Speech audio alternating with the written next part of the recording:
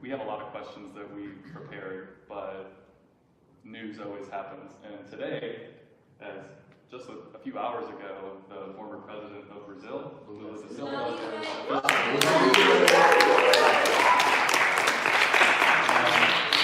no less than a few hours after being released, he took to Twitter to thank Bernie Sanders for his solidarity and endorsed him to be president of the United States.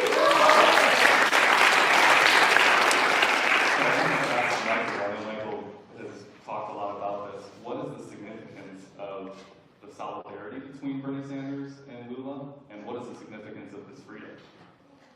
Well, the significance of the solidarity is there's a moral reason why we should be concerned about all parts of the world and how various problems, connect and reinforce each other. And particularly if you're voting in the United States, frankly, you have an obligation to consider that the foreign policy conducted by the United States, and this is not a good thing. We have an incredibly undemocratic foreign policy process in this country, which is a major problem. But the reality is that when they talk about what a president can do on day one, they pretty much have unlimited power on foreign policy. Or, the conflicts they have in foreign policy, if they want to reform it, will be with the intelligence and military-industrial complex, essentially. So you have an obligation to consider what a vast majority of the Earth's landmass will be affected by how you vote and what your foreign policy is. And in Bernie Sanders, you have somebody who has shown solidarity and understood these dynamics going back to the 1980s when he went to Nicaragua to fight against the Reagan administration's dirty wars. Now, Lula specifically, and the reason I've talked about this so much is that one, Brazil is actually an incredibly geostrategically important country. The biggest country in Latin America. It's a member of the BRICS. It has a huge amount of natural resources and cultural power and so on. And it just so happens that Lula, even from prison, if you watch this man's interviews, has exactly the type of strategic analysis, empathy, and vision to beat neoliberalism and right-wing authoritarianism in Brazil and globally. And the fact that a guy who has been made a political prisoner, who has withstood so much, he was in jail in the 80s when he was a labor union leader. The fact that a couple of weeks ago in the interview that they said, what are you going to do when you get out of here, if you get out? It was still a very unlikely outcome. He's like, well, they should know that when I do, I'm going to go on the streets and have a conversation with the Brazilian people. Is exactly the type of basically energy and aggression, I'm not going to use any other word, that is necessary. So the solidarity counts. There's a parallel between some of these figures, a Corbyn, a Sanders, a Lula, and as far as I'm concerned, come on, Cardi B, Cornel West, Lula da Silva. What else are you going to vote for? Awesome. Well, we're definitely going to get back to foreign policy, but I just wanted to open it up with that since it's kind of fresh news. So I'm going to turn the conversation to healthcare, something that's sort of always the first topic of discussion in these debates. Elizabeth Warren put out her funding plan, and critics suggest that it's regressive, saying that it's sort of relying on a Medicare head tax instead of a payroll tax. So, to both of you, maybe start with Kyle. What do you see are the distinct differences between Bernie Sanders and Elizabeth Warren? Is it worth getting into this fight right now? And what makes one better than the other? Yeah, that's a good question. And I do think it matters that Bernie's proposal is more progressive and it does not rely on the Medicare head tax, and it relies on a Medicare payroll tax. I actually don't, I'm not against the fact that Elizabeth Warren felt this instinct to frame it as, no, I'm not going to raise taxes on the middle class. But you do see that Bernie's just more honest and upfront when he says, well, yes, I am going to do that, but it is offset by the fact that I'm getting rid of your premiums, your co-pays, and your deductibles. So, what I've advised behind the scenes, and there's certain people like Nina Turner in the campaign who are using this talking point, and others, is that you have to describe that as a private tax, because that's exactly what it is. You have to pay your premiums, your co-pays, and your deductibles. So since you have to pay it, why don't we call that a tax? And then when you frame it like that, and Nina Turner made this point, brought it into the end zone, It's like, okay, well then Medicare for all is kind of a tax cut, isn't it? It's a tax cut for the middle class because you're saving money and you're also getting health care and everybody's covered and it's less expensive. So I do think there's a difference between Bernie's plan and Elizabeth Warren's plan. Obviously, I support the more progressive version because I think it does keep more money in working families' pockets when you go Bernie's route.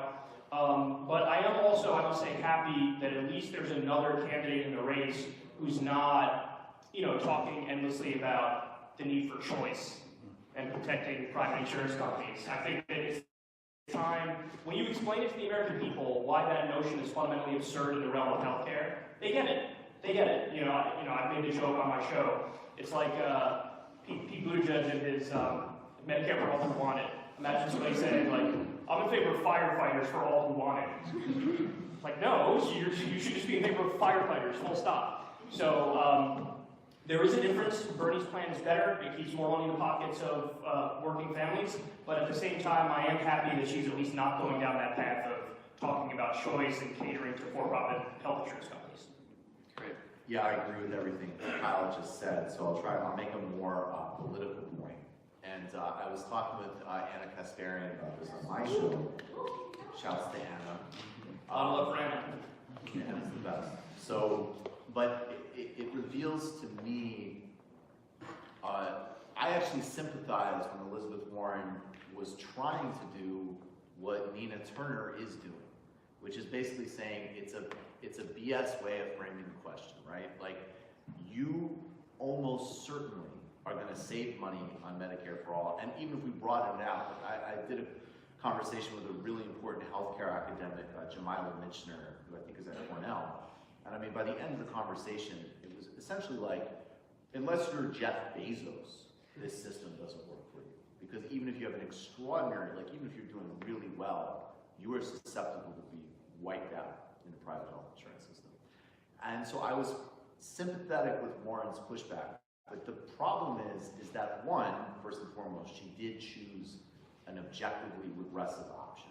A head tax is the regressive way to do this, and also there's some interesting, I think that this is more speculative, but it could certainly, the way she did it, could incentivize companies to push more people into being private contractors, which is a huge problem. But she has bad political instincts. Like, the Bernie Sanders route of let's not play a bunch of semantic games, it's a tax, but you're gonna save, it goes against prevailing wisdom that you never wanna say you support any kind of tax cut, but it fits with his like just plain spoken direct style. And what's gonna happen, what is funny to me with Warren is like, do you think Donald Trump in a general election is going to go, oh, well, head tax actually is a good tax? So I crunched the numbers. Yeah. I think we're going to have to play this one straight. Let's win this one on the merits. Everybody gets that it's a tax. And in fact, it's the more regressive option. So I think Elizabeth Warren, and look, I don't need to get into all the other aspects of this, but the DNA test, disaster. She gets psyched out by the right, and then she has a reciprocal relationship with the core of her base, which is journalists. And she writes a new blog post, and they go, oh my God, that blog post is so detailed. And this is not going to work in the general election. And the way she approached that healthcare thing, and frankly, even in some ways got suckered into it by the pressure from the Buttigieg's of the world. She could have easily just said, look, I'm not going to complicate this. Bernie wrote the plan. Here's a couple of different funding mechanism options. There isn't that much daylight between us on this, and stop lying about healthcare. She felt the need to go in this direction, keep her tax game going, ended up choosing the more regressive option, which will be very easy to run against, and bad, ultimately, for the prospects of Medicare for all. By the way, it's also tied into, she just added that, and it's also tied into her wealth tax. She made her wealth tax, it was 3%, and now she made it 6% to also fund it, and she tied in immigration reform to Medicare for all and savings from immigration reform, which all that stuff I have no problem with in theory, like the idea of like redirecting and reallocating funding in that way, but I think it does just make it, objectively speaking, harder to pass. It's less likely to pass. Not that Medicare for all will ever be easy to pass. You're going to have to fight for it no matter what. But I think Bernie's method is just a lot more straightforward and has a higher likelihood of passing.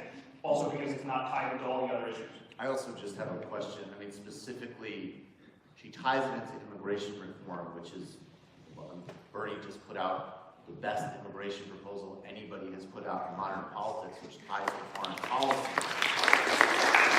And labor rights and is an actual synthesis of the problems. So that's where we need to go. But, and I'm putting this out here as a question.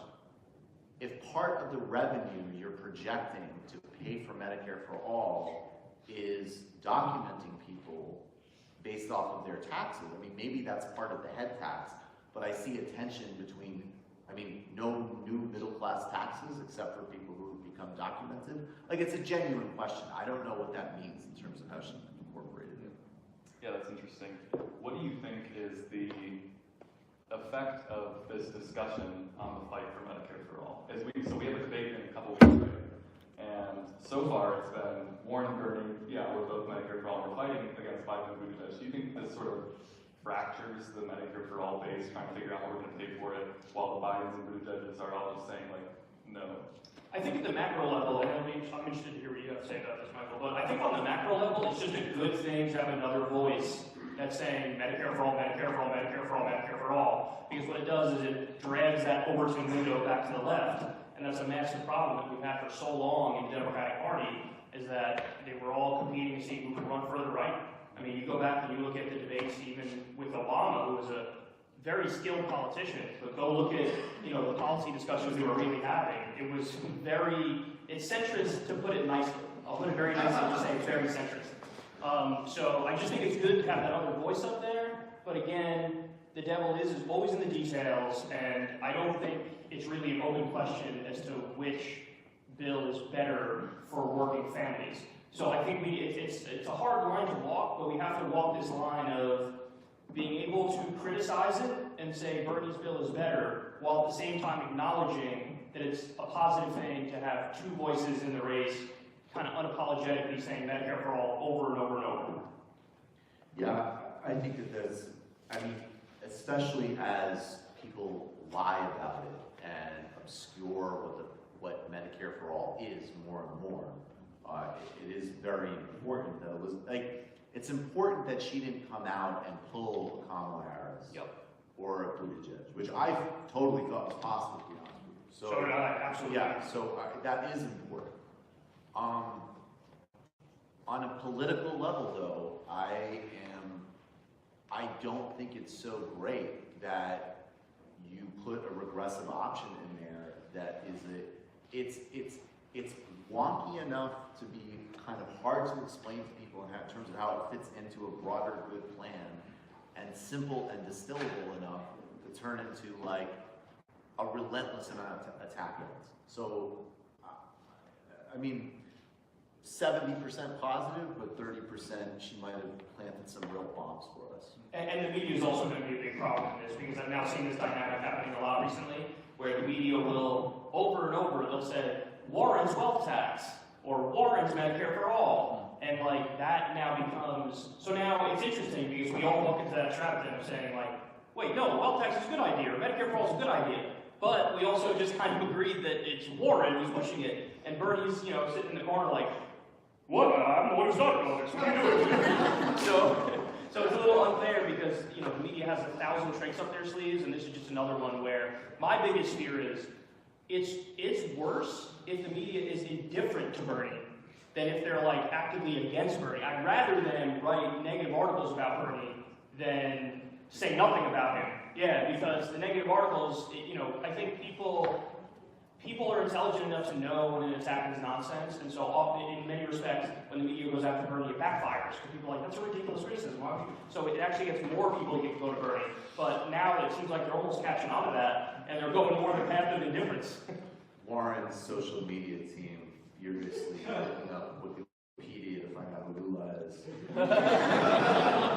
She called to free this political prisoner. Before yeah, he did, yeah. Before he, I actually wonder if the ignored dynamic is so brazen and hilarious then, I mean, clearly, it is its own form of attack, and it might be playing some of the same role you're talking about. Like, that when you can look at, like, how many articles need to come out that just show a poll that's like, there's 3 candidates who are in the top 3, whatever way you're configuring it, that is like, Biden, Warren, and whoa, look at Pete. I mean, it's like redacted, and it's so obvious. Who said it's important for the strong? Strong court, that's literally what they said. And that touches on an important question. We actually wanted to ask you guys about what you guys see as the importance of having independent media, especially covering the 2020 election, and like what you guys do that the mainstream media can't, especially when you're talking about how exactly, especially when you're talking about how Bernie is being excluded from major headlines and polls. Yeah, I mean, I feel like with mainstream media, there really is just this like veneer of like fake professionalism, where you're in a bubble where everybody says what they think they're supposed to say to get along with their colleagues, and it's a club, and it is an elitist club, it is. And then there's guys like me and Michael, and we're just regular people. And so, you know, I read something, I form an opinion on it, and then I share it with you guys.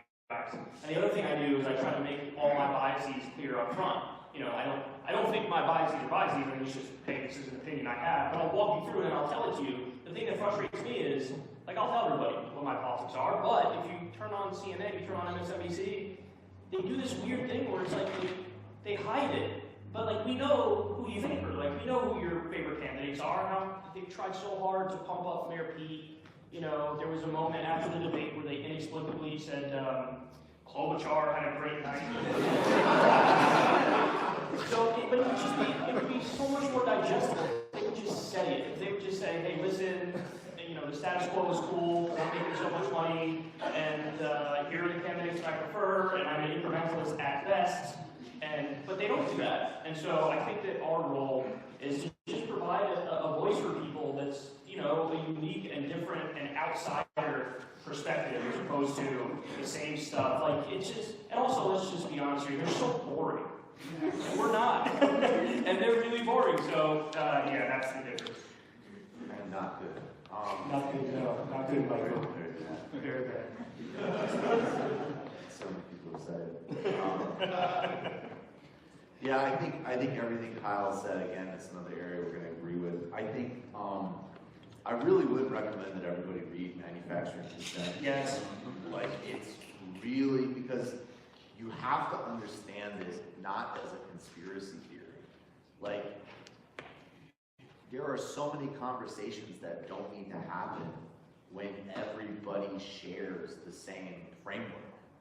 I mean, you know, and again, it's different if that framework is dominating major media conglomerates, and they're also pretending to be, you know, just call balls and strikes, right? Like, no doubt, on my show, like, you know, I'm gonna pass the ball to Matt. He knows what play we're making. You know, we're not gonna all of a sudden say, actually, I think Mayor Pete's making a lot of sense, you know. But we're transparent about what we're doing.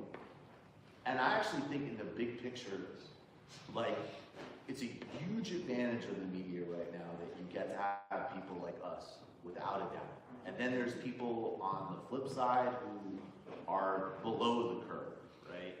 And they're putting out a lot of really toxic stuff.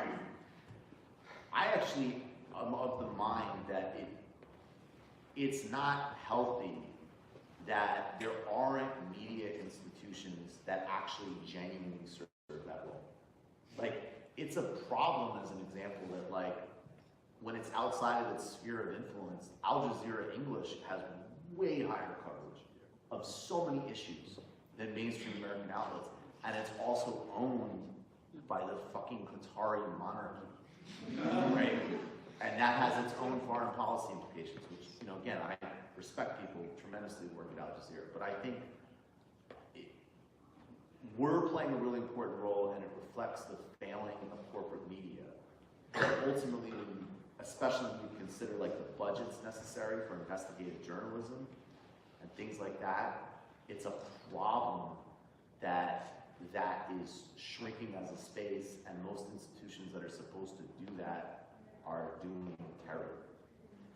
So what is it? What does it look like? You guys are independent creators on the left. What's the dynamic between the left and the right in terms of online YouTube creators, independent journalists? Is it, there's more on the right? Are they louder? How do you see the balance between the two? That's a good question. Do we need more on the left? I mean, it's always the more the better on the left, the more the merrier, I should have said. That sounds a lot better than the more. Yeah, but I mean, the big difference is we're out there talking about, Medicare for all, free college, living wage, ending the wars, Green New Deal, all this good stuff, and they're out there like just in a very toxic manner, engaging in the culture wars, just saying terrible things. So the difference is we're providing something positive. They're mostly pushing for negative stuff. But yeah, the more the merrier on the left for sure. I mean, I don't view it. It's not a zero-sum game. So when you do well, I'm not like Michael's doing well. That's not cool. I'm just like, oh, that's awesome. Good for him. Because it's more with us, and it is a big advantage in many ways because it actually is more about the ideology. Like I want to spread news and politics and information, but it is also about the ideology. I want to, let everybody know that we don't have to live in a country where you work full time and you don't make enough money to survive. Like I think that's wild that we still live in that country, but we can change that. So spreading ideas like that, I think is really important. And yeah, I would love it if more people got involved in that. Yeah, I totally agree with Kyle. Although I admit I'm super competitive. But yeah, I mean, I think one thing, and this is just, being super transparent, like for people like us who are lucky enough to make a living doing it, we literally need your support. Like you do need, if you have the capacity to become members of shows like ours, because there aren't like socialist slush funds to like fund, like that's just a basic structural difference. No billionaire backers. There are no billionaire backers. There are no, corporate interests willing to funnel money into people who maybe are extremely not bright and talk about ideas a lot. So so it really is an absolutely different type of community and context. And then I think, the other thing too, like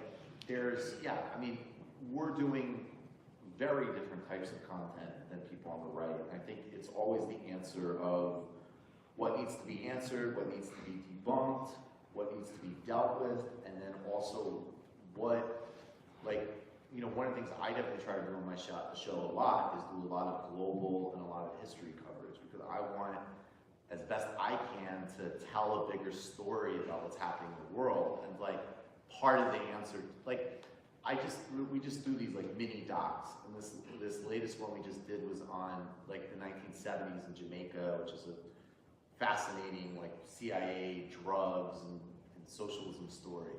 And this comment I saw, which is the most gratifying comment you can get, is somebody who's like, oh man, this is so cool. I'm so glad I left Ben Shapiro and checked this out. And what I think is interesting about that is all of us, someone like Kyle does an amazing job of just out debating people like that. And we ought to debunk them and mock them and so on. But I also think we also just need to show a much broader playing field. Don't you actually want to know about the history of how this economy actually works, or what's happening in Brazil, or whatever? That's actually dynamic and interesting and engaging, and not just boring, petty bullshit. Yeah, there's one thing to be on the defense and constantly combating what the right is saying. There's another to be on the offense and telling our own history, right, and then putting that out there. So that's great. I think we'll move on to another sort of policy field, which for a lot of college students and young people is really important, is climate change. So Greenpeace ranked all of the candidates' platforms. Bernie Sanders was given the highest rating, he got an A+. No other candidate did receive an A+ for theirs. But he's sort of pivoting now where he's trying to make climate change the winning platform. His campaign director of Iowa said that they're trying to make Iowa that's how he's going to win Iowa, is to do climate change. He's there with AOC right now this weekend, they're doing a bunch of rallies, so how effective do you think that is? Well, I think Bernie's wonderful at messaging because, like Michael was alluding to earlier, he's very straightforward. And I think that oftentimes in Democratic politics, people overthink stuff too much and they come up with goofy arguments. And people just want to be talked to like people. And I think that Bernie frames this in a wonderful way because really it's two issues in one when you think about climate change. And if you link it into the economy and jobs and an infrastructure deal and the future of technology and the patents and the inevitable patents that are coming in the future with these technologies, then, I mean, it's a hard message to be. Like, that's the thing that I always found really weird about Democratic strategists is they take issues where they have a built-in massive advantage and they mess it up. And it's like, this is so easy. Like, imagine how easy it should be to get elected when you're running on like, hey, I think we should abolish all student loan debt. It's like, people are gonna go, yeah, I like that idea. Or, I think we should create more jobs or raise wages or have healthcare for everybody. So Bernie's brilliant at this stuff, and I do think that running on a Green New Deal is a wonderful idea because there are the obvious upsides of, combating climate change, which is absolutely necessary. We don't have a choice. We have to do that. But also emphasis on the New Deal part of the Green New Deal. And, I don't know if people know this, but we had a president by the name FDR, and he kept getting elected over and over and over to the point where Republicans were like, we need to come up with term limits because we will never win another election because we cannot beat somebody who's advocating for social democracy and who actually is fighting for working people. So, I think it's a political winner, and I look forward to listening to his message on that. Yeah, I think what's interesting about the campaign right now, and this is, pretty much never true, but and it's true in some local races now too, like a guy like Shahid Buttar who's running against Nancy Pelosi. I love that you all know, that's so great. No, that's wonderful. I hope you're all residents of California. Seriously. Or Michaela Wilkes against Steny Hoyer. So,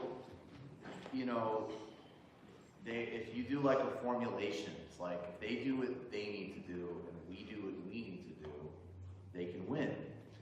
And, a vast majority of Democratic candidates are not, it's like, okay, Hillary will absolutely suck, and maybe we will prevent fascism from getting elected to the presidency. You don't have that in these candidates. You have that in Bernie Sanders. So I think, he's putting everything on in the game right now. And so I think it is a smart strategy for Iowa. I'm sure there's numbers they have. I think that there's an agricultural sector argument. There's definitely a youth and student, argument. But it's also like we get to basically test out all of the things that we've been saying because he's doing it. So we got to show up for it. I mean, I know that that's kind of like what everybody here is doing, but that's really the bottom line. They're testing a new model. And it makes a lot of sense, and people have to go and show up at the caucuses and do it. Hey, let me just add on to that real quick. There's this fundamental delusion that they have in Washington, D.C. that the way you win elections as a Democrat is in the primary you can run to the left, but then in the general you have to run to the right because you have to get these moderates, and if you run to the right, that's how you're a serious candidate, that's how you win the general election.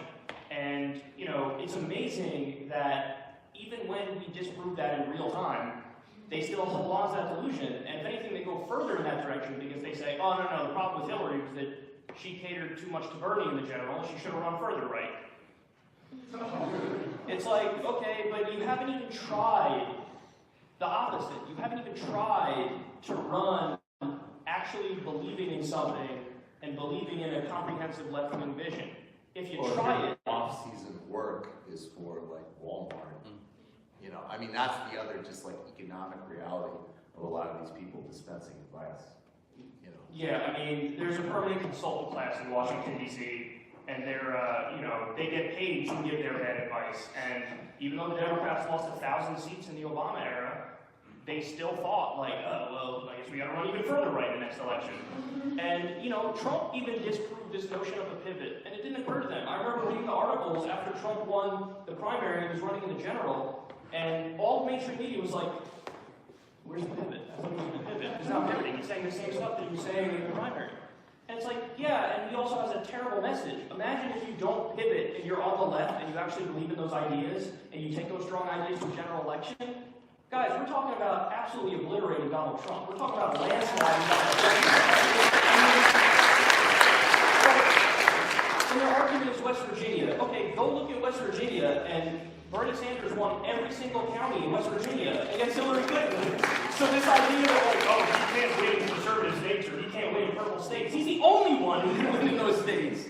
So, yeah, we have to get rid of that notion, and then you'll see a left that actually starts to win, a Democratic Party that starts to win, and we can finally change this country for the better. Unfortunately, there are a lot of people who, unemployed auto workers, as an example, who really are worried about wealthy people's taxes going up.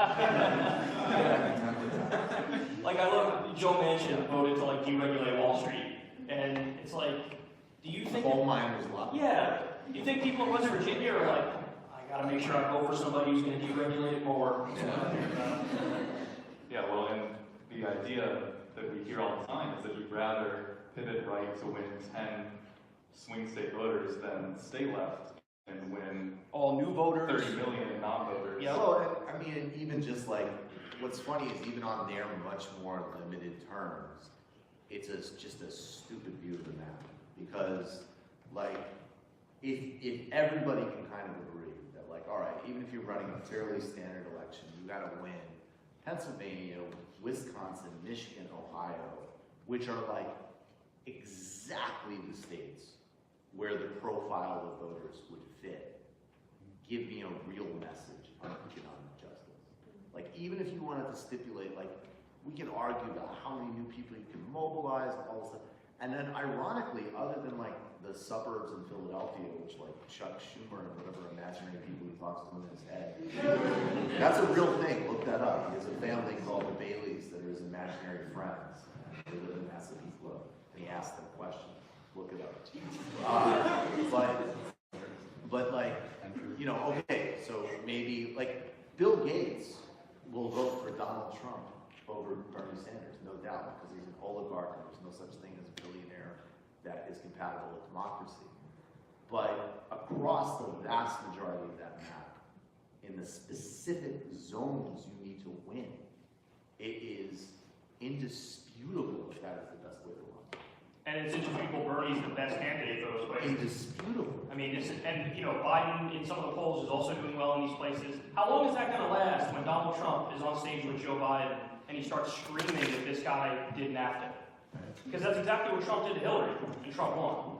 So, it's the populism. That's the main point here, is it's the populism. And you're either going to have a fake populist on the right who ultimately furders the needs of the establishment, or you're going to have a real populist on the left. Those are our only choices. And by the way, and also on the issues of Trump's demagoguery and bigotry, even there, because I mean, this guy Donald Trump is so shameless in a way that makes him kind of funny. That I find Donald Trump funny. Fake news, Mike. If somebody repeats that I said that, I'll say it was fake news. But when he was running for president, now this is a man who called Haiti a shithole country, and has tried to strip temporary protective status for Haitians who came here after the earthquake. And frankly, if you look at our policy towards Haiti, we should give Haiti $1 trillion and issue multiple public apologies. But that being as it may, he went to the Haitian section in Miami when he was running for president. And he said, and it's true, the Clintons have an abominable record in Haiti. Donald Trump went to Haitian voters in Miami and went, the Clinton global initiative has been terrible to Haiti, and walked around and said, I talked to the Haitians, they're outraged because of crooked Hillary. And Joe Biden, I think, has given him more than enough examples to be able to do it. I thought that was super racist, Joe. That guy will go anywhere. He'll go anywhere. You need, someone like Bernie will not only not get into the, like, what is he gonna, like, crazy Bernie? Bernie's like, okay, thank you, Mr. President. It's a disgrace that people don't have blah, blah, blah, blah, blah, blah, blah, blah, blah. Just, I mean, the relentlessness of that message with the credibility of delivery, that's how you do it. Anyway, yeah, if you guys can go to the next question. We've been babbling for like an hour. I did want to touch on something. You guys talked about Bernie's populism, but also what I think is really important to point out with Bernie, a new Quinnipiac poll just came out talking about how Bernie Sanders supporters are extremely excited to vote for him. The exact percentage is 52%, and there's a massive gap between Sanders supporters that are very excited to vote for him versus the other candidates. You have Buttigieg with only 31%, 19% for Biden supporters, and 23% for Warren supporters. So how significant is this in a general election against Trump, having this amount of enthusiasm? That's gigantic. I mean, that's everything, because that's turnout. That speaks to turnout. You know, it's one thing to be like, yeah, I guess this person, fine, I guess I'll vote for them. And it's another thing to be like, oh my God, I cannot wait to go vote for this person. It's going to be awesome. And that's the feeling I had when I voted in the 2016 primary for Bernie. I was like going to the polling station with a smile on my face, like, I'm going to vote for somebody who actually represents the stuff that I believe in. That's amazing. Because usually when you go vote, it's like, there's like 4 or 5 issues where I'm just not in agreement with this person. But okay, I guess I gotta go vote for this person. So, I mean, you can just turn out so many more people. I think people can sense when you really believe in something and when you really stand for something.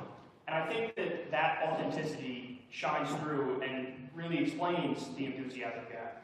And, you know, listen, the one thing about Donald Trump is that his base is not going to abandon him. No. He's got a base of people that will not abandon him. His rallies to this day are wild. They could be personally defrauded by Trump University. Just really, that was so smart. Yeah. And Trump would give a rally saying, I do the most amazing fraud you've ever seen. Unbelievable. So, yeah, I mean, the enthusiasm gap is everything. There were other interesting facts in that poll, too, that I'm blanking on right now, but it's, you know, speaks to that general idea, this idea of an enthusiasm gap. And that's why I always say, when you want to have this conversation about electability, Bernie is the most electable for that reason. And it's funny that you will not find a single voice in corporate media that says that. Not one. Not one. There's a giant underrepresentation of people who believe what we believe. And that's a shame. And if only we could get our act together and start screaming about it every day like the right does, because the right has played this game for so long where they scream about bias against the right and the liberal media. And then what happens is if you're loud enough and long enough, if you're persistent enough, they eventually cave and they're like, okay, fine, here, come in, come on. And that's why you see people like Corey Lewandowski got hired on CNN. All these people have no business being on there. But unfortunately, you know, we're too nice. We don't have teeth like the right does. Like, we don't berate the media 24/7. There's actually a new piece by one of the guys from Politico, and it's hilarious because he's like, you know, the media actually has a center-right bias. And you should be sharing that far and wide, including like just tweeting it at media people, because I do think they, to some extent, we're talking about this on the Jar Report, they respond, that kind of pressure works on them, because they're very look over their shoulders, kind of follow trends sort of people. Not only does Bernie have the enthusiasm to win, the other part that is so important about this is like, it is the day after the election, which is even harder, unfortunately. And what's funny is like, if you went and you looked at their policy proposals, you know, certainly Warren's, like the Warren agenda, but even like what Joe Biden's healthcare plan, which is nothing, would never pass today. No, it's like a really important point, right? Like an actual public option that would be a relative gain on healthcare is DOA on arrival in Congress, right? And this is fascinating because this is another argument for Bernie, because people are like, look, you can, you know, you can't even pass like, you know, you couldn't even pass like the friggin' like ACA barrier. How is he going to do something that's like actually left when we know that Congress is owned by corporations, and many in the Democratic Party are well to the right and in the pockets of all of these interests. And the answer always is, and the theory of change is, and we don't know what the answer to this is, but we know it's literally the only play we have, is a mass mobilization. General strike. General strikes. Pressure, pressure, pressure, pressure. There needs to be a legal strategy. What other president, say you go through all of the hell of passing Medicare for all, and then the Roberts Supreme Court is like, all right, now we'll strike it down. What other president is going to go out on television and say, I need you on the streets? I'm running in front of the Supreme Court. That's another reason, by the way, just to editorialize a little bit, why Warren, in some respects, like, yes, she's the second best to Bernie. Although again, it's not even a question of best. He's doing something different. But there is a massive contradiction in that campaign because it is liberal enough and progressive enough to piss off the Bill Gates of the world, but conventional enough and wonky enough to not have a strategy to implement any of that. So when they say she has a plan, it's like maybe for everything except for the actual plan. And so that momentum, that movement, and of course ultimately it can't depend on Bernie, but right now he's the conduit for it. That's the historical moment for him. He says not me, us. I mean, that's his And that's, he means it. Yes, absolutely.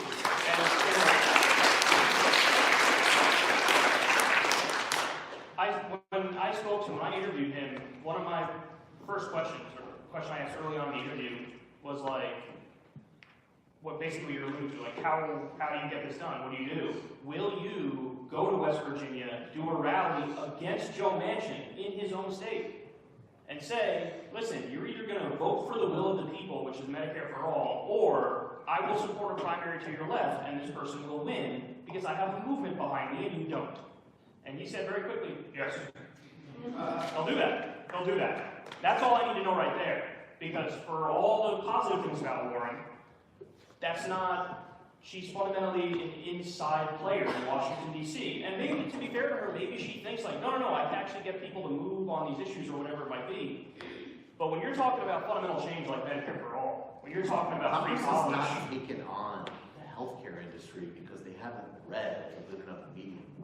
And insurance companies own the political process. Yep. And you need to engage in a raw act of power to reconfigure that. That goes for everything: workplace democracy, labor unions, foreign policy, the environment, how you're going to deal with big tech. You know, ideas are great and policy is important, but they are second-order things to strategy. We're talking like a mobilization, the likes of which we haven't seen since the Civil Rights Movement. That's what we're talking about. And, you know, when Dr. King was assassinated, he was talking about economics. And it was the Poor People's Campaign and this movement. And Killer Mike says it best. He says, Bernie's the first candidate in my lifetime who's carrying on with that vision. And that's why it's so important. Movement candidate, a really important election, and the only way we actually win on these things is to all get out there in the streets and have our ally in the White House who has our backs as we do it. That's really powerful. I want to shift a bit to shift back to foreign policy. So the area that the president has the biggest influences is foreign policy. Yet interestingly, it's the least. They haven't really spent any time talking about it in the primary. In their joint rally in Minnesota last week, Ilhan Omar said, "I am beyond honored and excited for a president who will fight against Western imperialism." How significant is this, and how do you see Bernie governing as head of the U.S. empire? And how do you see Bernie's morals and principles translating into his foreign policy? Okay, I think that is super important that we now have somebody in Congress who will say the words Western imperialism.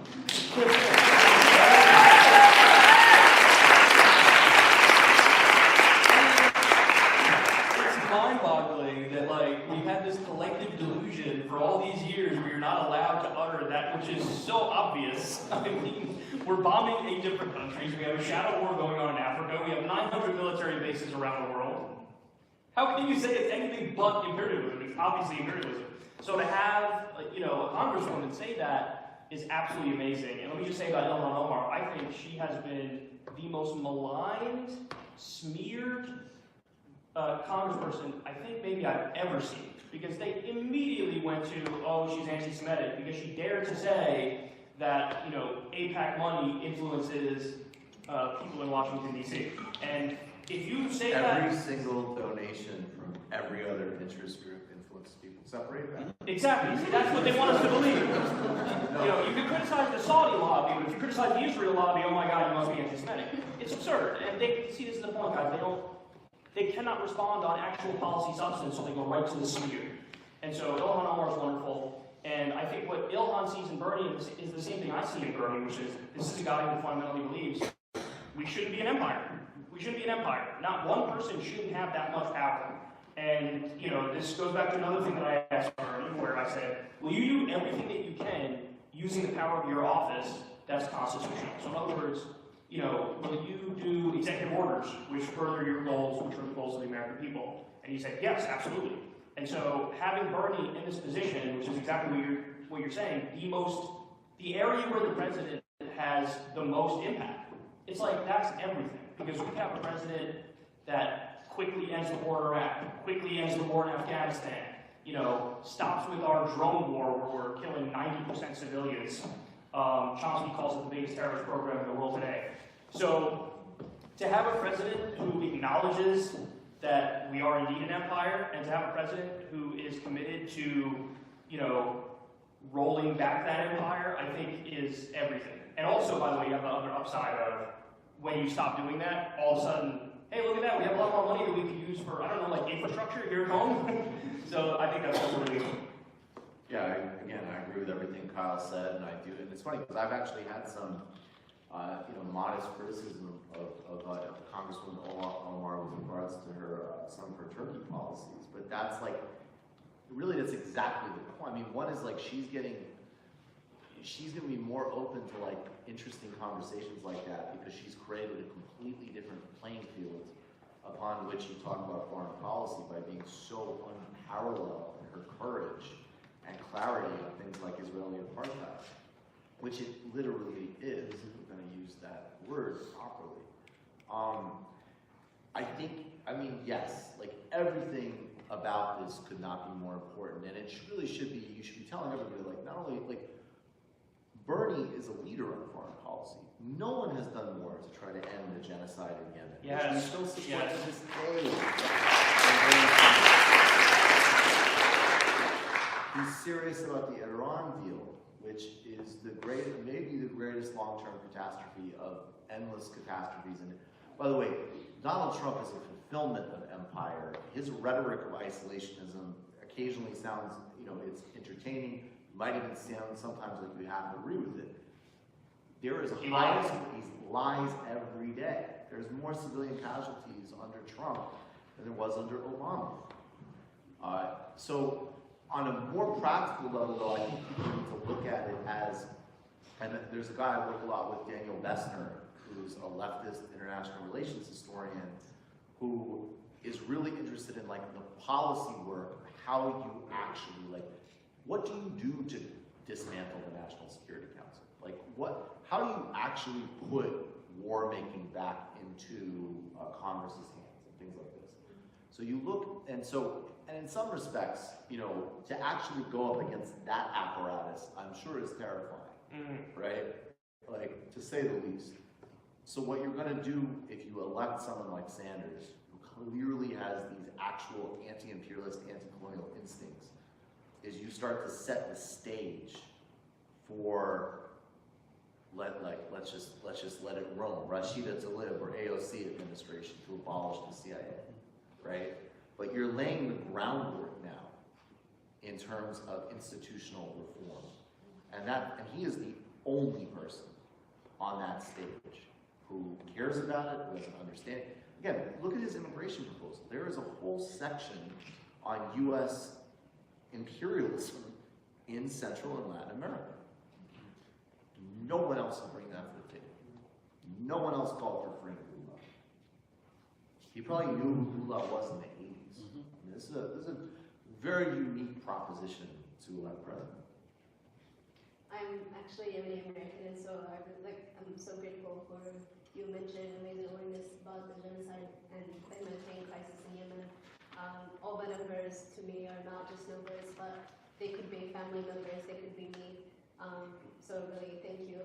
That's actually one, like my personal Bernie story, and why I support Bernie is because he co-introduced the War Powers Resolution to end U.S. involvement in supporting the Saudi-U.S. coalition war.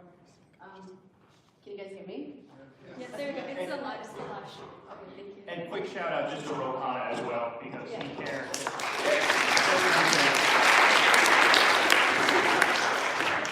I know Rohana, and I can promise you that behind the scenes, he cares so deeply about moving on this issue in Yemen, and he works so hard to get it done. And what a lot of people don't know is that in today's environment, it's actually really, you get people who are mad at you for working with people across the aisle, even when you're doing it on your grounds and coinciding with your values.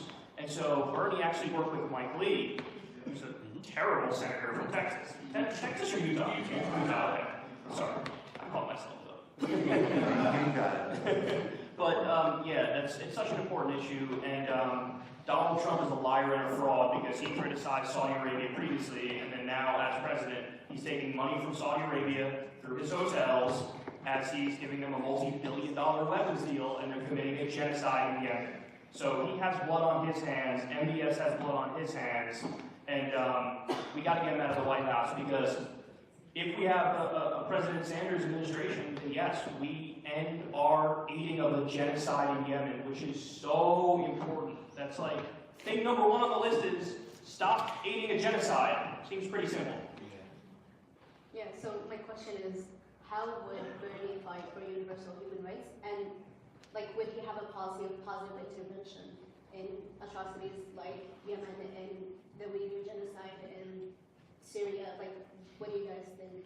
Well, I think the real question now is how do you redefine what, like, the humanitarian intervention project is an intellectual, critical failure, and it is a tool of insanity. Yeah. Absolutely, Yeah. without a doubt. So the question now, and I'm someone like, I don't just want isolation. In terms of reality, you still have this massive, at the very least, diplomatic complex. So again, like, that's a question that I can tell you from behind the scenes that there isn't necessarily, I mean, the answers that are obvious are obvious. He can, in fact, end the genocide in Yemen because the president is vetoing that, right? Yep. Like, and there's a huge amount of discretion that the White House has. He can immediately say, we're not going to just, we're going to have a civilian halt or radically reduce drone usage. There's a lot of things like that.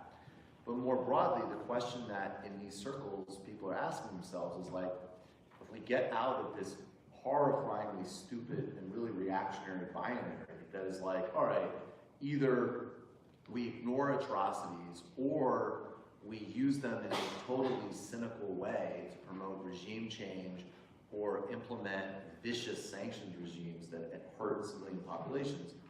What does critical engagement look like? Like the Uyghurs is a great example. There's not the Rohingya too. and the Rohingyas, well, the Rohingyas is an incredibly important example, but I'm saying in terms of China, you're not going to have war with China unless you're a fucking idiot. You're not going to be able to hit them with the sanctions. So what does it actually mean to use diplomatic power in that realm?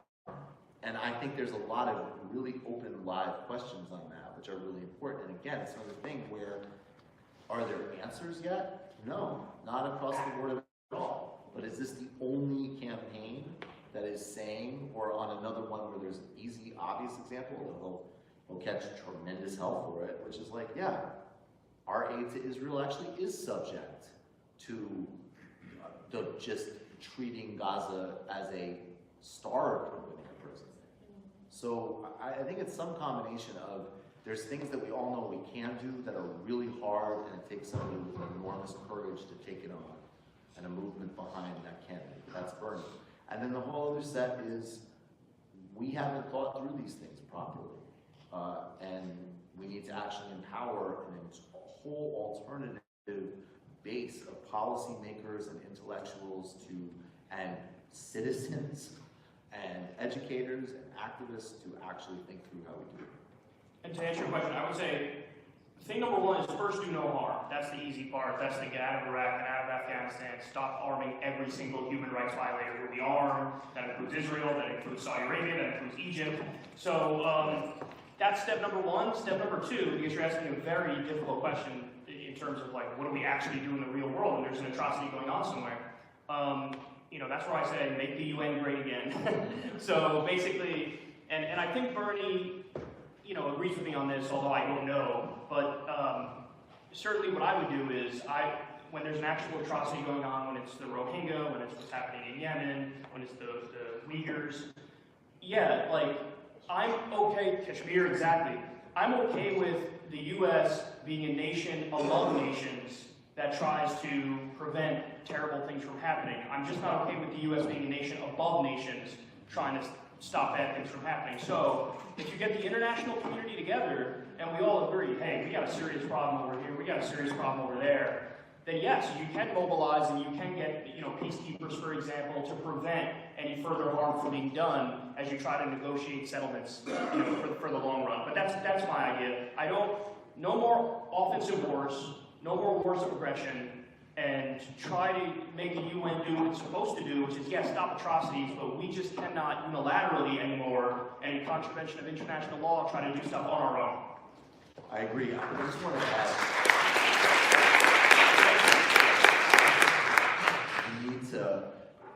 there also just needs to be like a critical, this is more theoretical, like how do you really, because the world isn't coming together to talk about what's happening in Kashmir because of people's particular interests with regard to India and Kashmir, right? Like the balance between understanding that there is a bedrock commitment to the dignity and well-being of all human beings, and the fact that these institutions are like, there's a reason why, in this instance, the United States is so concerned about human rights. In the next instance, the United States is a co-participant in genocide. In this instance, the Russians are making a good point about, U.S. colonial interests. In this instance, they're, bombing the civilian population at a rate that is unprecedented in, the last couple of years. So how you navigate that balance is really hard, but you really do need somebody who's willing to fight on the basics, like Kyle just outlined, and then at the very least actually have a compass and not be delusional about the United States and its foreign policy. Yeah, I think to comment on that too, with the idea of positive engagement, you mentioned earlier the immigration plan that Bernie released. One of the things in that section where he talks about our history of intervention is to say, look, if I get into the White House within the first 100 days, I'm going to bring together the leaders of the region, human rights activists around the region to come together and say, how can we help eliminate the conditions that force people into conditions where they might need to flee. And the drug war. The drug war is the other one on that list, yeah. I do see an example already in these plans where he's outlining a way that you can engage positively, which I just wanted to throw that as well. I think in the interest of time, we'd like to open it up to questions to the audience, and I think maybe if we can pass a mic to one of our people and they can sort of, so feel free to raise your hand, we'll try and call on people. Hopefully that mic is working. Hello? It's not working. Fake news. You know what? Listen. Well, maybe we can hear it, and then I can repeat it in the microphone so that they can pick it up. But maybe we'll start right here. Just yell at us. Yeah. We won't be offended. Project. Yeah, hi, my name's Sammy. Hi, Sammy. Yeah, it's good. So how do we get students from Bernie chapters across the country to connect with amazing progressive speakers like y'all on issues like single payer? And I mean like literally getting hundreds of students from Bernie chapters to like live stream a dope event with a bunch of progressives to like hundreds of campuses, thousands of students, and like elevate the conversation. And then also for Kyle, how can we get Hassan Lekki? I don't know if you've heard of her, but she's running in Joe Kennedy's seat and she's endorsed by Brand New Congress. How can we get her on TYT? I've been like adding and tweeting people and like Nathan said has like retweeted and liked my tweets, but going nowhere. So like, yeah. Yeah, just talk to me after this event and I'll see. I can't promise anything because they're their own thing. So they might say no, but they'll probably say yes. They have yes all the time. You know, but Brand New Congress is actually like a sister organization of Justice Democrats.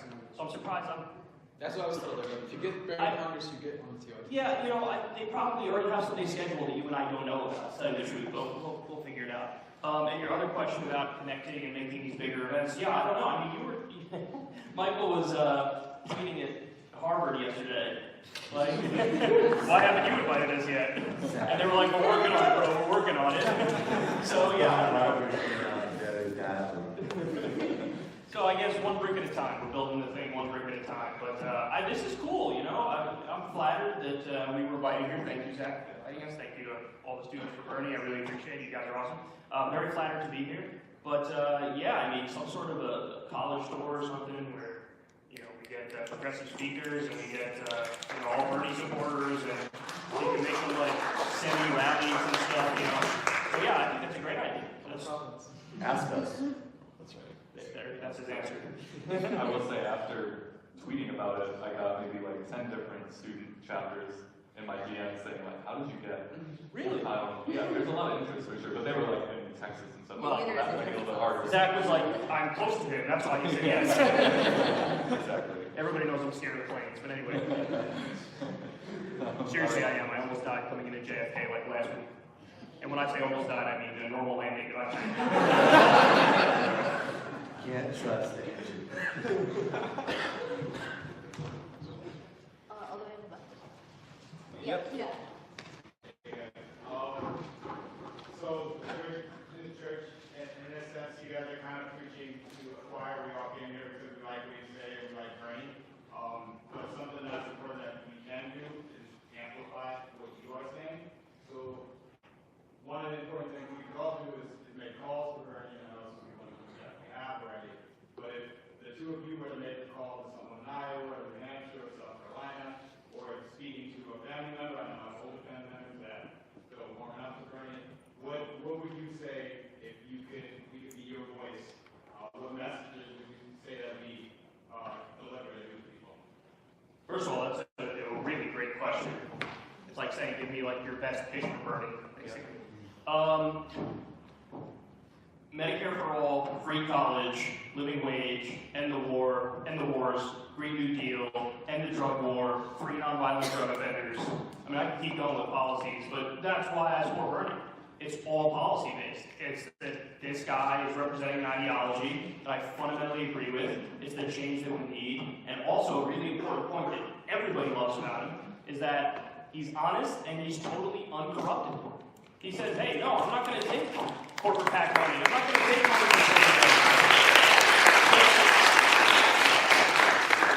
from you'd be surprised. Like, you can get anybody going, wow, yeah, I really kind of like that guy. That's another thing that only you represent for honesty. You pull everybody out of the water. Because even if people disagree with him, they go, yeah, but he's obviously honest. So, yeah, that would be my pitch. And I would say, if you want to make it so that the U.S. catches up to the rest of the developed world and treats people with basic dignity, there is only one candidate, and his name is Bernie. 100%. I mean, I'll just add to that, you know, when you're talking, listen to them. I mean, what are you most concerned about? I haven't had a single conversation where I've asked somebody what they care most about politically that Bernie doesn't have the best answer for them. Because it's policy. Are you worried about the drug war? All right. You know, are you worried about healthcare? Are you worried about foreign policy? Are you worried about the climate? Like, what do you care about? This guy has a plan to match it. That is almost always the case. And it's also clarifying, you know, because if somebody's like, no, I really want to, like, I think the most important thing is that, you know, we get along better on CNN or something. Okay, you know, go live your life. Because that is, but I mean, because honestly, part of this is you do have to preach to the choir because the choir needs to be revved up and go out and get it done. You know, a lot of this is just mobilization. If the best criticism of Bernie is like, oh, he keeps saying the same thing. Yeah, because we don't have health care for everybody, so why would you stop saying that? Yeah, solve the problem.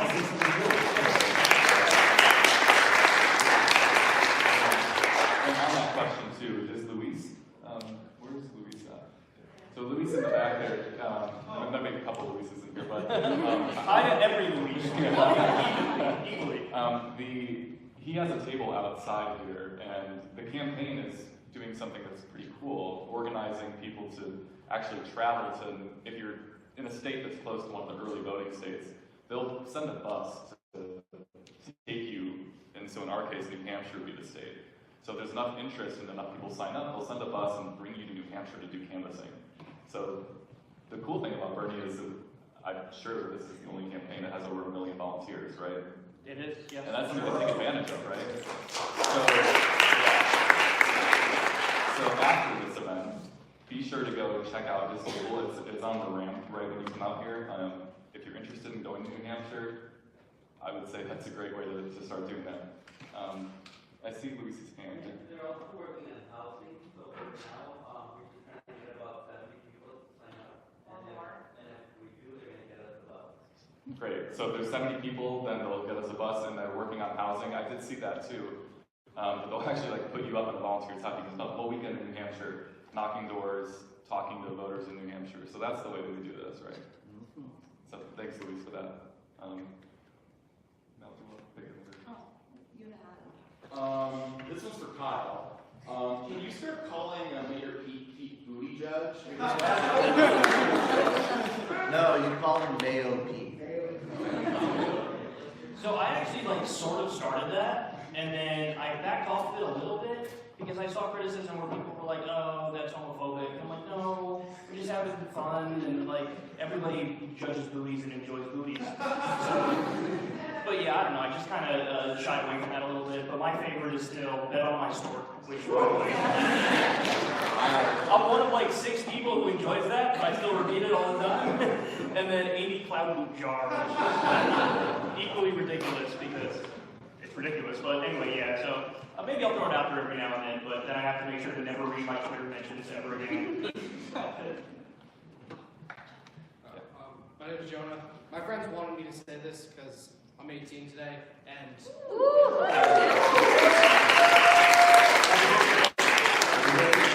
thanks. I didn't think I would make it this far either.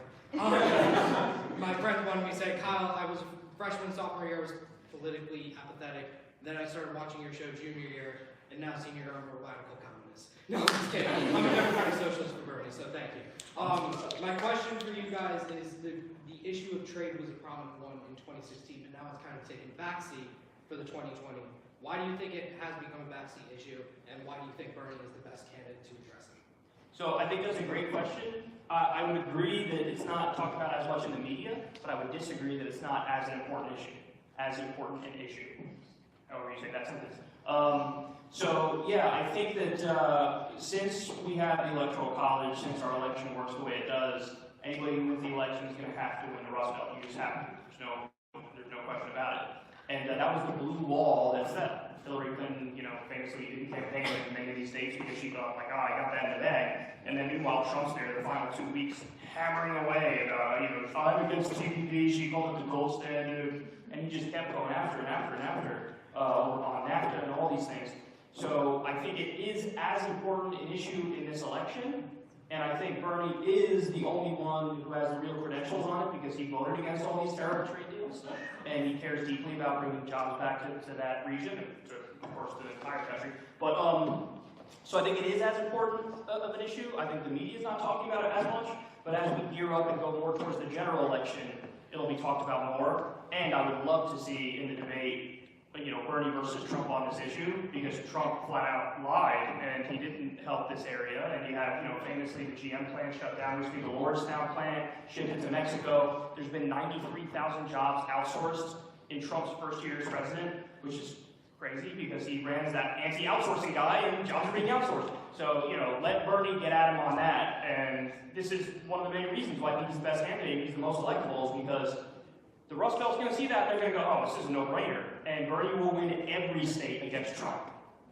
Back to the media question, why is it that so many serious networks will, go right to the border of what do the candidates' horoscopes say about how they'll campaign in Iowa?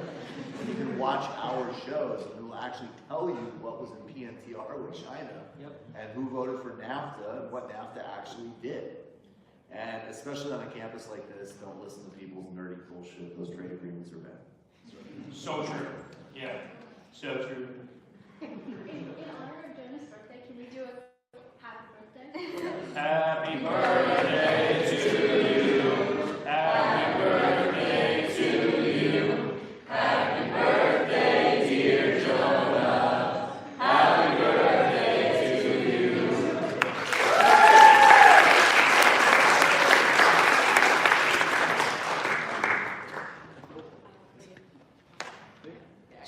Hey guys, very big fan, by the way, just have to say. Thank you. My question is, how do we, and I want to frame this correctly, how do we revitalize the spirit and aptitude for a lot of the ideas we're talking about, a lot of the ideas Brian's been pushing from day one in like African American community? Because I just feel like when I speak to older groups of African Americans, in spirit, we're connected with these values. I mean, our greatest leaders have always honestly professed them. But the problem is, people are just tired of being in the streets, honestly. We've been in the streets forever. We've been always dealt a bad hand about that. And a lot of people are not trying to get excited about it because of that. And they're tepid in their excitement, even though they connect with these ideas. I just want to know, how do we frame it in a way where people can feel that they can get energized about this? It's not fool's gold. And I mean, honestly, when we talk in the community, we see Barack Obama, you can talk about the policies and whatever. We know he was attacked like no president we've ever seen.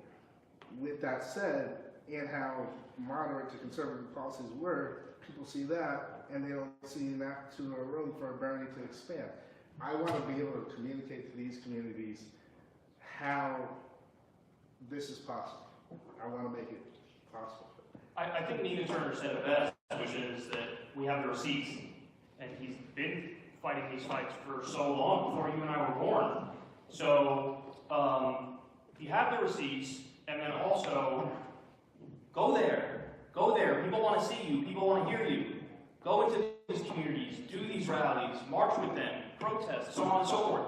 And thankfully, he's doing all that. He's trying to build these bridges. He's 78 years old, and I'm not sure I've ever seen anybody work harder.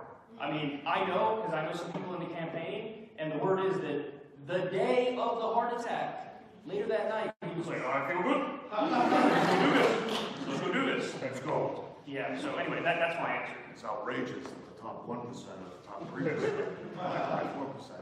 4%. I mean, that's obviously such an important question on so many levels. I mean, one, everybody uses this as like an electoral argument, but it's important because I think you're talking about people feeling disillusioned after years of struggle, and I think that is where the demographic breakdowns get different inside every community. And I think that there's even some of this within communities of people who have faced infinitely less oppression, frankly. Like a sense of, we've tried this, it's impossible, and so on. Part of my answer to that, though, and it adds to the generational component, is like,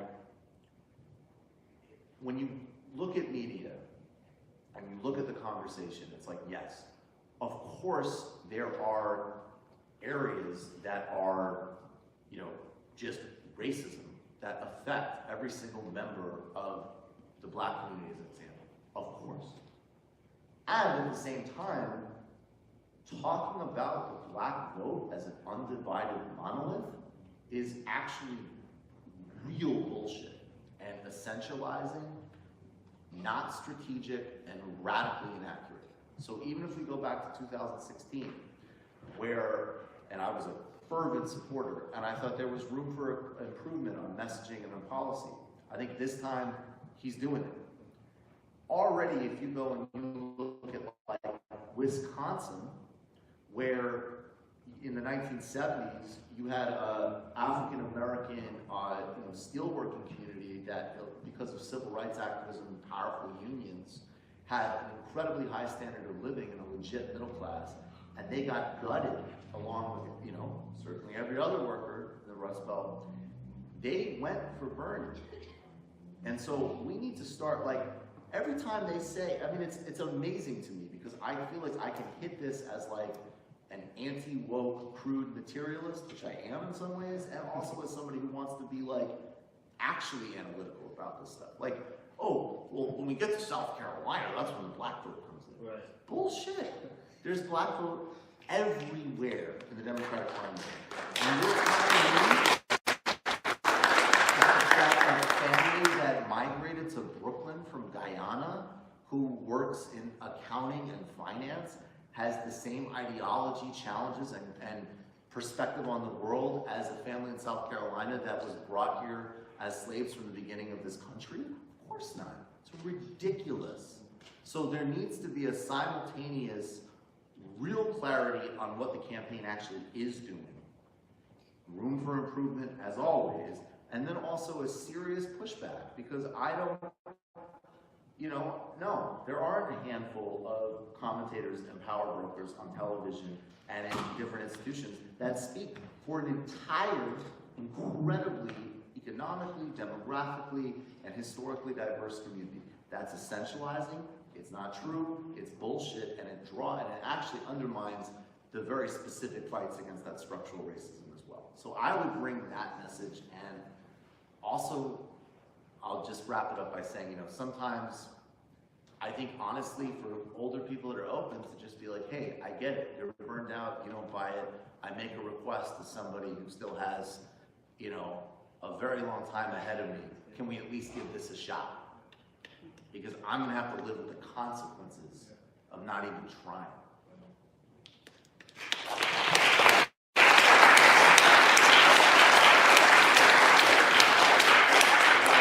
Two more questions. I saw it with red in the back. Yeah, the blood. No, other guy, sorry. He's had his hand up for about 3 hours, so red shirt. Fake news, totally fake news. Guy in the red shirt. Yes. Great guy. My friend He's raising his hand for me, basically. Okay. Oh, I got it. Sorry, it took me 30 minutes to understand that. Alright, so we're with Wolfpack, Connecticut. For anyone that watches CYT, it's a group that Jan Huber had founded back during on Wall Street. Our goal is trying to get money out of the political system through constitutional amendment or Wolfpack convention. So our question, well, I guess it's to both of you, Kyle and Michael. I know that Kyle has been supportive of Wolfpack in the past. I have no idea what Michael's position on this. I've heard talk about it. I guess I support corporate money in politics. No. Guys might be a little controversial, but I've got a different take on this. The thing about Wolfpack is that we're trying to do this with Article 5 Convention. Article 5 Convention is a very controversial and contested method of getting money out of politics. So, I mean, can I just? Wait, let him ask the question. Sorry. Go ahead, finish the question. I wanted to hear particularly what Michael had to say about it. I've never heard him talk about it before. I know Sam Cedar has expressed. I was going to ask if that's what you were saying. I wasn't going to. I wanted to know what your thoughts on it. I wanted to hear more in-depth from Kyle. I haven't heard Kyle speak about this in a very long time, so I wanted to hear what his thoughts on it were. To be really honest with you, I mean, I share Sam's concerns about that. I haven't heard. I think if you open a constitutional convention right now with politics as it is constituted, and to just be really clear, there's no, Kyle knows more about this than I do, and Sam knows more about this than I do, because I've, spent more time reading about Brazil than this, so I'll own that. But there is no rule, and there is no prohibitive mechanism once you open the process. So I have yet to hear a clear answer as to how. I'll give it when you're done.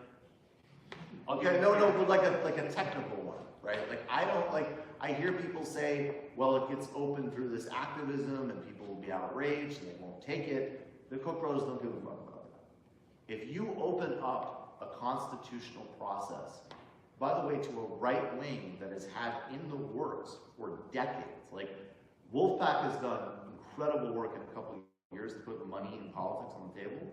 Groups like ALEC and others have for decades been saying we should have a constitutional process to push a balanced budget amendment and gut not only the welfare state as it exists, but make that prohibitive in the future.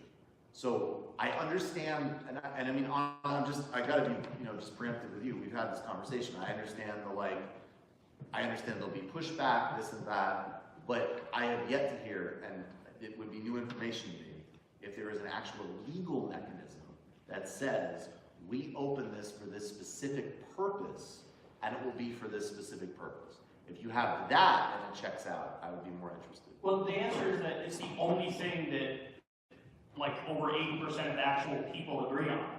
So like ending corruption is something that is, you talk to your Republican uncle at the Thanksgiving dinner table, they're like, yeah, I hate the corruption, of course, and they're all corrupt, they're all terrible, they're all upset. So everybody agrees that corruption is bad, and so if you have a constitutional convention, you're not going to get the numbers that you need to do a balanced budget amendment. You're not going to get the numbers that you need to do any of these terrible ideas. Well, wait, what numbers? I mean, Kyle, how many people do you think supported, especially the Medicaid expansion inside the ACA? It's by far the most popular part of the ACA.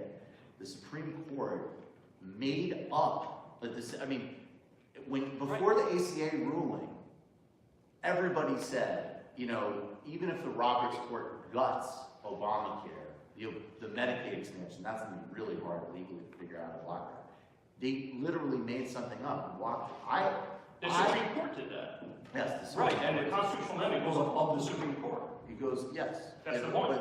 Is we know that the whole system is so corrupt that we have to find a way to get this change implemented where we go above all the BS, and when you go above the Supreme Court, you're going, that's the last stop, that's the last bus stop. And the point is that that's the only thing that we actually could get through a constitutional convention, is you can't, there's not enough agreement on all the other issues. Go ahead, Mike, what were you saying? I was just going to say, I don't mean to pester you, but if Michael has a minute after the show, he'd be open and should be hearing a clear answer on this, because we're trying to find actual, Yeah.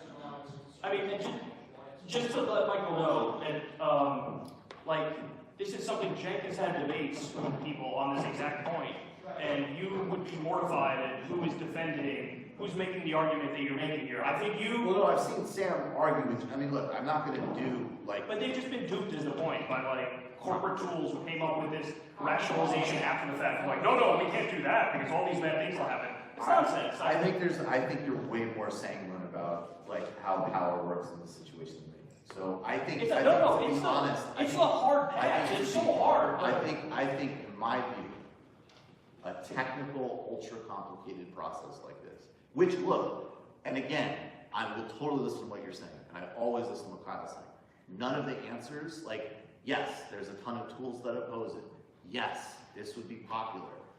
None of them have an answer. Has there ever been a runaway convention? Has there ever been a runaway convention, No, there hasn't. See, so it's made up. They're Has like, there? oh my God, what if they come up with... There's a lot of things that have never happened that have been happening in this country. Guys, Let's continue this conversation after, maybe get to the question. Look, unfortunately, Kyle is very naive on this. Wrong. I would just say, 10 seconds, that type of energy, that type of effort, make it for Bernie, make it for Medicare for all, make it something tangible and not process-oriented. That's what I All right, we're going to do one more question, guys. We'll go over here. Yep. Yeah.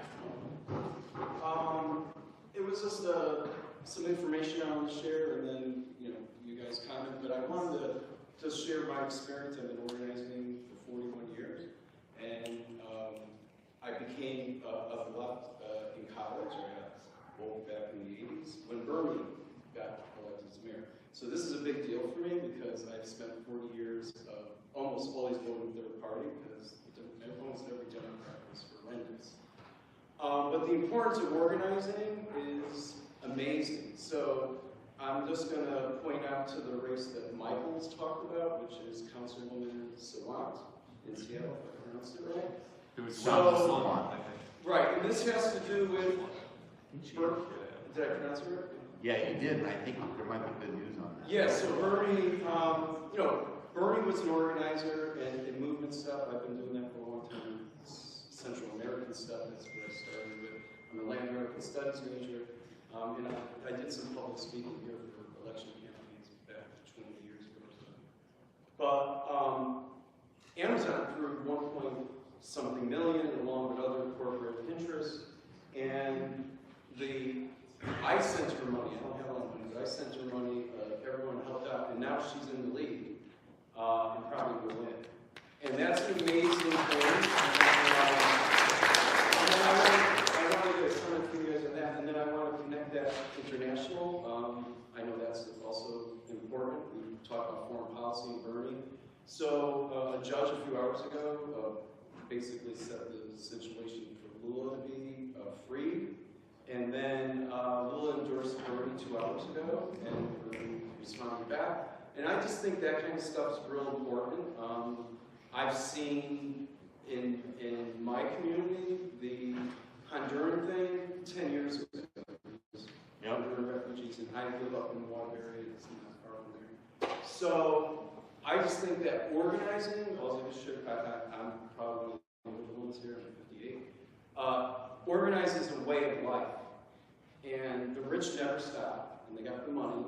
And even if Bernie wins, and Bernie's got 2 terms, they're still going to not stop. They didn't stop at FDR. And so I'm just sharing my experience, looking back at things, and just getting your guys' feedback. Well, I don't want to repeat myself too much. We talked about Lula in the beginning, but yeah, and I think that the freeing of Lula and what that represents is incredibly important for Latin America. It's frankly geostrategically, I mean, the Amazon is sort of important for everybody, and I agree. These issues are deeply interconnected, and you need somebody who talks about it and understands it on that level. And I also hope that, you know, maybe people can learn from the campaign too, that organizing, like, even if it's not your profession, even if you know, that's not your life, you can make that phone call, you can knock on that door and, you know, put something in. Because you're right, the oligarchy will never stop. And, well, until they stop, there might be some longer term plans for that. But yeah, I mean, it's any Sanders agenda is going to take incredible maximum effort. I mean, it's a different situation, and Brazil has, you know, weaker institutions, frankly, but there is analogs. I mean, Lula takes 40 million people out of poverty, the Workers' Party wins 4 elections in a row, and what do? All right, well, let's have the judicial coup with U.S. support. Yeah, takes a hell of a lot. Yeah, and I was going to comment too on that. You mentioned you supported elections that aren't in Connecticut, and you cited, you know, it's an international movement of workers, right? And I think that when you see Lula endorse Bernie, we saw Evo Morales in Bolivia endorse Bernie, we see Jeremy Corbyn so never before have I seen a United States politician even really talk with the left in the rest of the world. I mean, I've never seen that before. So this is sort of unprecedented to have a united left with the United States in it, right? So yeah, I think if that helps with your comment too, that, you know, it's not just about supporting candidates in other states. That's really great, and we need to bolster the left here. We also need to be supporting it across the rest of the world. So I don't know if you have anything to comment on. Oh, no, to the Kashana Salon thing, I'm very happy that, because I thought she lost. No. And I know there still was counting ballots, and she's in the lead. And how much is she in the lead by? She's the lead by 0.5%, but she's winning. So it's like 1.4% now. They do mail. Yeah, well, they said that a lot of the late voters, there's a lot of that, and those tend to be younger and on the left.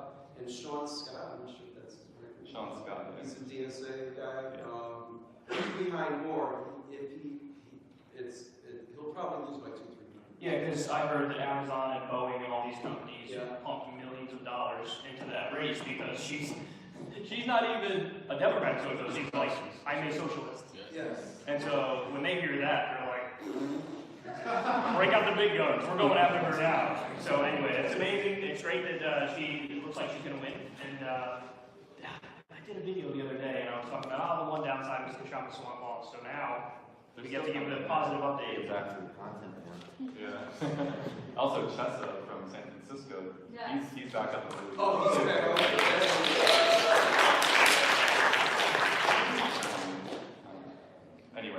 think we're going to call it with that last question. Just a couple comments before you all leave. Don't forget that there are 3 different tables when you go outside. One of them's just the Yale for Bernie table. We've got swag, and we've got our laptop up so you can give us your email if you're on campus or near campus and want to get involved. We have Medicare for All CT table.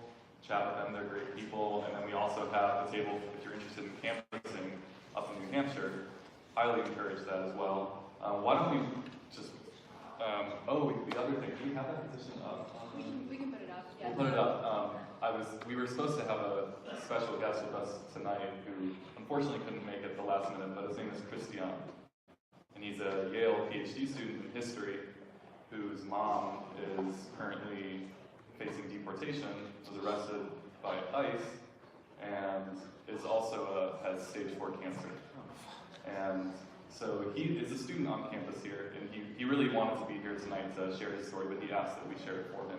There's a petition going around to demand her release, and it sounds like, he was texting me just before we started that they might have found some roadblock to throw at ICE that might delay this, because the deportation was scheduled to be either today or tomorrow. So it's really imperative that we stand with him. So we're going to have that pulled up as well if you would be willing to sign that petition. And I think that's the last thing that we have. Can we just give a round of applause for our great